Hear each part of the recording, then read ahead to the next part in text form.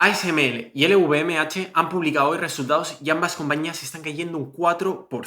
Si os parece bien, primero de todo vamos a calcular el valor intrínseco de cada una de ellas y, si nos parece bien, podéis directamente ir a la conclusión final. Vamos allá con el vídeo. El net income, el free cash flow y los dividendos de ASML han crecido de forma muy positiva durante los 7 últimos años, y otra cosa muy positiva es que esta empresa tiene muy poca deuda y el efectivo y los equivalentes de efectivo la cubren sin ningún problema. Compañía de alta calidad con una evolución muy buena que ha causado que el mercado la valore con un 37 de P/E ratio. Durante los 8 últimos años, el CAGR de los earnings per share ha sido del 16,75%. Para el futuro pronostico un 16% de crecimiento y recibo un precio por acción de 356 euros. En el denominador de la fórmula estoy utilizando los AAA Corporate Bonds. Si utilizara los tipos de interés de Europa, que son un 7,5, 7,75 actualmente, la valoración sube bastante, pero teniendo en cuenta que en América tenemos mejores oportunidades, vamos a dejarlo con el 4,87. La mayor sorpresa que se ha llevado el mercado ha sido la gran reducción del free cash flow con respecto a los años anteriores. Como veis, en el 2021 y en el 2022 fueron muy elevados y actualmente es una tercera parte de lo que solían ser. Si pronostico un crecimiento para el free cash flow del 12%, tanto para el futuro más próximo como para el futuro más lejano, consigo un precio de 184 euros. La historia cambia drásticamente si modificamos el free cash flow a lo que solía estar hace un par de años. Utilizando un free cash flow de 9.000 conseguiríamos un precio por acción de 556 euros. Aún así, este precio sigue siendo muy inferior al precio actual de ASML. Para los múltiplos la estoy comparando con TSM, en este caso ambas compañías están siendo valoradas por el mercado con un PI muy similar, 33, 34, y en cuanto a las métricas vemos que ASML es muy superior en cuanto a retornos, pero TSMC es muy superior en cuanto a márgenes. Para los dividendos estoy pronosticando un 8% de crecimiento, pero si volvemos a la pestaña del discounted free cash flow, vemos que los dividendos que paga actualmente ASML son 2.400 millones.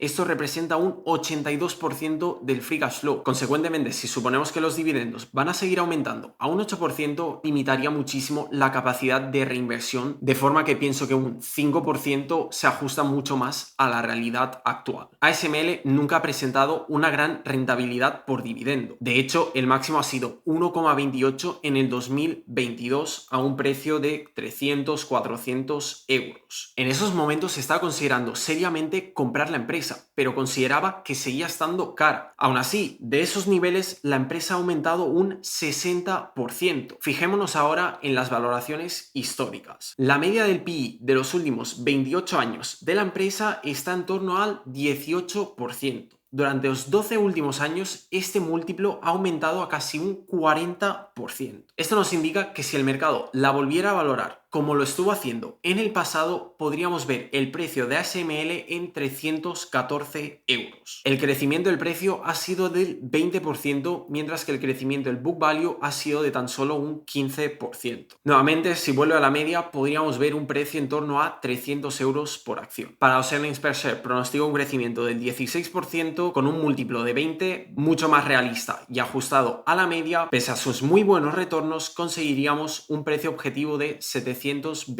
euros. Si por lo contrario los earnings crecen a un 10% durante los 10 próximos años, con un PI de 17 conseguiríamos un precio de 756 euros por acción. La razón por esta limitación en el upside de esta empresa es que el mercado ya la está valorando de cara a 10 años en vez de descontar los flujos de caja del futuro a día de hoy. Es una muy buena empresa, pero es igual de importante a qué precio la compramos. Reputación sí, economías de escala también, protección del gobierno sin duda alguna, low cost provider, high switching cost, tienen un network effect y very strong branding. Un foso muy ancho. ¿Sería una compra según el señor Warren Buffett? Veamos, el ROCE es superior al 14%, el ROIC es superior al 14%, el ROE es altísimo, el net income, el free cash flow y los dividendos, como hemos visto antes, están aumentando de forma progresiva, el free cash flow payout ratio es demasiado elevado, seguramente no van a poder seguir aumentando este dividendo igual que lo han estado haciendo en el pasado, el yield que ofrecen sus free cash flows es muy pequeño, 1,26, 2,11 con el promedio de los 5 últimos años, muy inferior al risk-free rate actual. No obstante, la deuda está muy bien cubierta y durante los últimos 8 años el gross profit ha aumentado más que la inflación. Mis proyecciones son de 324 euros para ASML, 738 utilizando el modelo de Wall Street, y si las cosas volvieran a su media histórica podríamos ver un precio de 240 euros. Muy buena compañía, está en un mercado donde la demanda es altísima y además tiene un foso muy ancho, pero con su 2% de free cash flow yield, su 1% de dividendo no nos va a permitir aprovecharnos de las posibles oportunidades en el mercado si se da una recesión. Y creo que mirando la situación actual de la economía estadounidense y de toda la deuda que tienen, es muy razonable estimar una recesión durante los próximos 5 o 10 años. Una o más, quién sabe. O incluso si no hubiera ninguna recesión, mantener 10 años una acción y que el retorno sea del 0% porque la inflación es alta, no lo veo como una opción demasiado viable. LVMH, nuevamente una compañía con un net income, free cash flow y unos dividendos que han aumentado de forma muy buena durante los 7 últimos años. No obstante, la deuda ha estado incrementando a un ritmo muy alto, mientras que la cantidad de efectivo y equivalentes de efectivo es muy baja. Crecimiento espectacular durante las 2 últimas décadas. Para el futuro pronostico un 10% de crecimiento y con un 4,87 de rendimiento actual de los AAA Corporate Bonds conseguiríamos un precio de 428 euros por acción. El Free Cash Flow Margin y el Profit Margin son bastante similares, así que voy a estimar nuevamente un 10% de crecimiento para los 5 próximos años y un 10% después, y esto nos daría un precio por acción de 460 euros. Nuevamente otro modelo indicándonos un precio bastante inferior al actual. En cuanto a los múltiplos, no vamos a utilizar este modelo de valoración, ya que pienso que LVMH es una compañía muy diversificada y no solamente produce ropa y fashion, sino que además tiene vinos, spirits, perfumes, cosmetics, watches, jewelry, selective retailing y 1000 actividades más de lujo extra. En este caso, el Free Cash Flow Payout Ratio de esta empresa es bastante más aceptable, 56%, con lo cual pronostico un crecimiento del 8% para los dividendos, cosa que me daría un precio por acción de 680 euros. Cosas a mencionar, como veis, cuando las cosas no van bien, LVMH no duda 2 veces en recortar el dividendo. Consecuentemente, si nos enfrentamos a una recesión, no me sorprendería en absoluto ver cómo cortan este dividendo. Aquí mismo lo podemos ver, han habido varios años con crecimiento prácticamente nulo y seguidamente cuando las cosas han ido mal no han dudado en disminuirlo, tal y como han hecho este año nuevamente. No obstante, la teoría de la rentabilidad por dividendo parece indicar que es un buen momento de comprar esta empresa, pues ofrece actualmente un 2,20% de rentabilidad por dividendo, dándonos un precio objetivo de 685 euros. Además, el PE ratio de los últimos 12 meses es inferior a su PE ratio histórico. No obstante, quien avisa no es traidor. Cuando hay una recesión, este PE ratio se ha visto incluso por debajo de 10. Por no mencionar que ha estado muchos años por debajo de 20. Durante los 20 últimos años, el book value per share ha crecido un 10%, mientras que el precio de la acción ha aumentado un 13%. Y si las cosas volvieran a la media, podríamos ver el precio de LVMH en 514 euros. Los earnings per share han disminuido un 8% este año, pero durante los últimos 8 han aumentado a un 12%. Para los próximos 5 estimo un 10% con un PE ratio de 20 y obtendríamos un retorno de 56%.